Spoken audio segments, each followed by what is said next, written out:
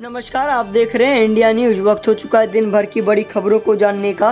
तो इससे पहले यदि आपने अब तक हमारे चैनल को सब्सक्राइब नहीं किया है तो प्लीज़ सब्सक्राइब करके ऑल नोटिफिकेशन बेल को ऑन कर दीजिए। इससे होगा क्या कि हम जो भी वीडियोस डालें आप तक बिना किसी रुकावट के पहुंचती रहे।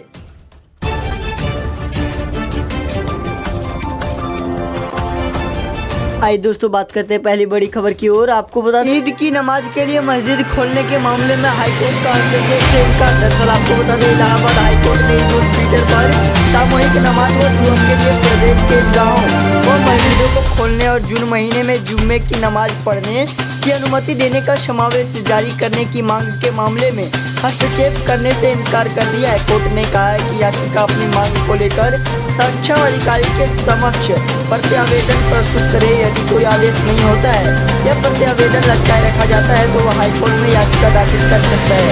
सरकार को अर्जी दिए बगैर हाईकोर्ट में सीधे याचिका दाखिल नहीं की जा सकती।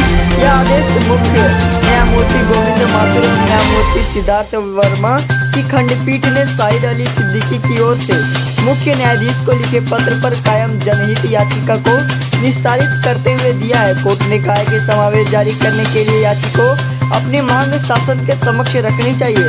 कोई आदेश न होने पर विपरीत आदेश होने के बाद याचिका दाखिल की जा सकती है। आपको बता दें, याची ने सरकार के समक्ष अपनी मांग रखे बगैर जनहित याचिका दाखिल कर समावेश जारी करने की मांग की है, जिस पर कोर्ट हस्तक्षेप नहीं कर सकती। तो वहीं आपको बता दें, गुरुग्राम में मजदूरों ने पुलिस पर किया पथराव, कई पुलिसकर्मी हुए घायल। दरअसल आपको बता दें, दिल्ली की तरफ से गुरुग्राम के सरापुर खेड़ा गांव की सीमा में घुसने की कोशिश कर रहे प्रवासी मजदूरों को रोकने पर उन्होंने कथित तौर पर बुधवार सुबह पुलिस पर पथराव कर दिया, जिससे कई पुलिसकर्मी घायल हो गए। पुलिस के मुताबिक ये प्रवासी मजदूर दिल्ली के रहने वाले हैं और गुरुग्राम में काम करते हैं। यह घटना बुधवार को सुबह करीब 8:30 बजे हुई, जब बॉर्डर पर तैनात पुलिसकर्मियों ने प्रवासी श्रमिकों को कथित रूप से शहर की सीमा में प्रवेश करने से रोक दिया था। पुलिस ने बताया कि घटना की जानकारी मिलते ही पालम विहार और उज्जैन विहार थानों के HSO सहित वरिष्ठ अधिकारी भी मौके पर पहुंच गए। पथराव के बाद से मौके पर भारी पुलिस बल तैनात किया गया है। आपको बता दें, कोरोना महामारी से दिल्ली के सटी गुरुग्राम की सीमाओं को DM के आदेश पर सील कर दिया गया था। केवल आवश्यक सेवाओं से जुड़े लोगों को ही मूवमेंट पास और ID कार्ड देखने के बाद जिले की सीमा में प्रवेश करने दिया जा रहा है।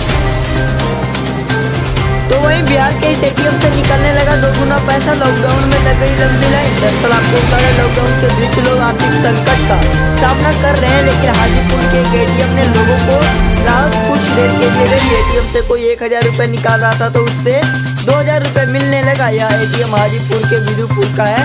दरअसल आपको बता दें, लोगों को जैसे इस ATM के बारे में पता चला, लोग लॉकडाउन के बाद भी सैकड़ों की संख्या में पैसा निकालने के लिए ATM के पास पहुंच गए। लोगों में पैसा निकालने की होड़ मच गई। इस दौरान लोगों ने सोशल डिस्टेंसिंग की धज्जियां उड़ा दी। कुछ लोग बिना जरूरत के ही पैसा निकालने लगे। जैसे ATM के पास सैकड़ों लोग जुटने की खबर लगी तो पुलिस पहुंची और मामला जाना कि पुलिस भी हैरान हो गई। पुलिस ने तुरंत ATM को बंद करा दिया। इसी जानकारी बैंक को दी गई। पुलिस ने बताया कि ATM से डबल पैसा निकल रहा है, इसको बंद करा दिया गया। बैंक तकनीकी गड़बड़ी को ठीक कराएंगे। यह इंडिया 1 का ATM है।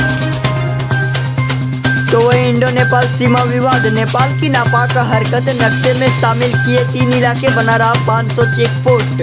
दरअसल आपको बता दें कि भारत के नजरिए से अति अहम लिपुलेख सड़क का उद्घाटन होने के बाद से ही बॉर्डर इलाकों में नेपाल ने अपनी सक्रियता बढ़ा दी है। लिपुलेख के सड़क पर विरोध जताने के साथ नेपाल ने नया नक्शा तैयार किया, जिसमें लिपुलेख, काला पानी और लिम्पियाधुरा को अपने हिस्से के तौर पर दर्शाया गया है। वहीं दूसरी तरफ नेपाली गृह मंत्रालय ने अपने भारत और चीन से सटे बॉर्डर पर 500 नए चेक पोस्ट बनाने की कवायद शुरू कर दी है। नेपाल की योजना के तहत हर चेक पोस्ट पर एक प्लाटून सशस्त्र प्रहरी बल की तैनाती होनी है। उल्लेखनीय है कि वर्तमान में नेपाल में भारत और चीन से सटे इलाकों में 121 चेक पोस्ट है। नेपाल इन चेक पोस्टों के जरिए लिपुलेख, काला पानी, लिम्पियाधुरा में होने वाली हर गतिविधि पर आसानी से नजर रख सकता है। इससे पहले झारखंड में बनाई गई स्थायी चेक पोस्ट में नेपाल ने सशस्त्र प्रहरियों के साथ नेपाली प्रहरी के जवानों को तैनात किया है। असल में नेपाल बॉर्डर पर 3 लेयर सिक्योरिटी के तहत सुरक्षा बलों की तैनाती करता है, जिसमें सबसे पहले बिना हथियारों के नेपाल प्रहरी तैनात रहते हैं, जबकि सेकंड लेयर पर तैनात सशस्त्र प्रहरी हथियारों से लैस रहते हैं। अंतिम और सबसे मजबूत तीसरी लेयर में नेपाली की सेना की तैनाती होती है, जो सभी तरह के जरूरी हथियारों के साथ मौजूद रहती है। उसी के साथ कश्मीर में ताबड़तोड़ गोलियां, सेना दे रही मुंहतोड़ जवाब जारी है मुठभेड़। दरअसल आपको बता दें बीते कई दिनों से जम्मू कश्मीर में आतंकवादियों द्वारा सीज फायर का उल्लंघन किया जा रहा है। ऐसे में बुधवार सुबह से ही पाकिस्तानी सेना ने जम्मू कश्मीर में पुंछ जिले के कस्बा सेक्टर में लाइफ ऑफ कंट्रोल LFC पर ताबड़तोड़ गोलीबारी करना शुरू कर दिया। इन नापाक हरकतों का भारतीय सेना भी मुंहतोड़ जवाब दे रही है। पाकिस्तानी सेना का जम्मू कश्मीर में इंटरनेशनल बॉर्डर और LOC पर गोलीबारी करने का ये लगातार 5वां दिन है। इस पूरे वाक़ये की जानकारी एक रक्षा प्रवक्ता ने दी। आपको बता दें रक्षा प्रवक्ता ने बताया कि आज लगभग 9:30 बजे पाकिस्तानी सेना ने पुंछ के किरनी और देवगार सेक्टरों में LOC पर छोटे हथियारों और मोर्टार से गोलाबारी कर बिना उकसावे के सीज फायर का उल्लंघन किया। ऐसे में पाकिस्तान की इस हमले का भी भारतीय सेना भी मुंहतोड़ कर जवाब दे रही है। आखिर रिपोर्ट आने तक दोनों पक्षों की तरफ बॉर्डर पर गोलीबारी जारी थी, लेकिन पाकिस्तान की गोलीबारी में किसी के घायल होने की खबर नहीं है। और इससे पहले पाकिस्तान ने मंगलवार को पुंछ के बालाकोट सेक्टर में LOC पर मोर्टार के गोले दागे थे। बता दें कि मंगलवार को राजौरी और पुंछ जिले में LOC के पास 12 घंटे में पाकिस्तान ने दूसरी बार सीज फायर का उल्लंघन किया था। दोस्तों वीडियो पसंद आए तो वीडियो को लाइक व शेयर जरूर कर दें, साथ ही चैनल को भी सब्सक्राइब कर दें, जिससे कि हमारी हर वीडियोस की नोटिफिकेशन आप तक बिना किसी रुकावट के पहुंचती रहे।